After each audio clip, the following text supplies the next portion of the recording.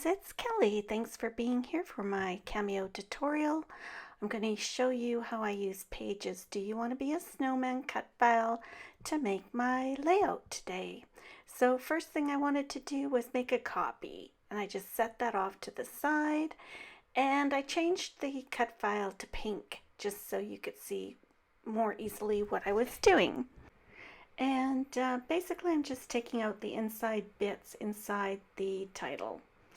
So there's no circles in the letter O, there's no little bit in the D, because I want to pop up the alphabet, the letters, over top with foam tape, and I want them to make a big impact and just be one big letter.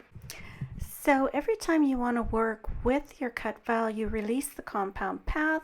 Then to make it a solid cut file, you just make it a compound path again.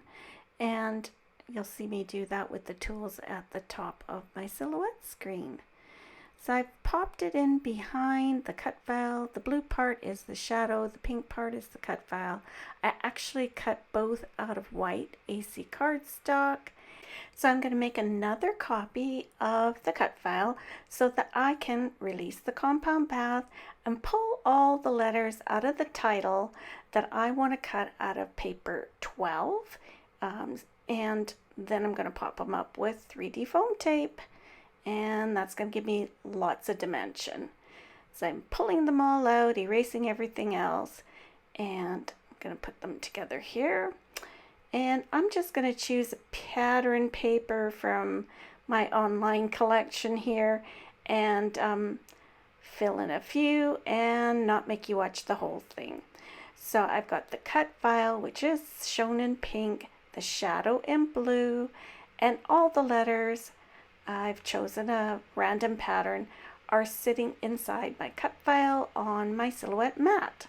So what I'm going to do at this point is just resize the cut file here, all the pieces. I gathered them together, and I'm going to make it a little smaller because I wanted the background to be a stitched scalloped border, which you can get that file for free at my website.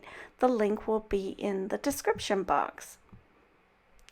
So I'm just going to shrink it a little bit, and that looks about right. And I'm going to make a copy again of the cut file and release the compound path so I can make the backing pieces that I'm going to use to paperback the snowman. So I'm going to release the compound path, drag away the back part there, erase everything except the snowman, and I'll straighten them out here. I want to paperback the scarf, the arms, the hat, the carrot, and the eyes. So I'm going to use the offset feature to offset those pieces at 0.70, and then I can color them with my color tool, and I'm kind of basing that on the colors that I have available in the collection. So just to see that they're going to fit nicely, I'm going to pop them up over the cut file, and you can see that they won't go all the way to the edge. I prefer to have them just inside the edge of the cut file so it looks nice and neat from the top.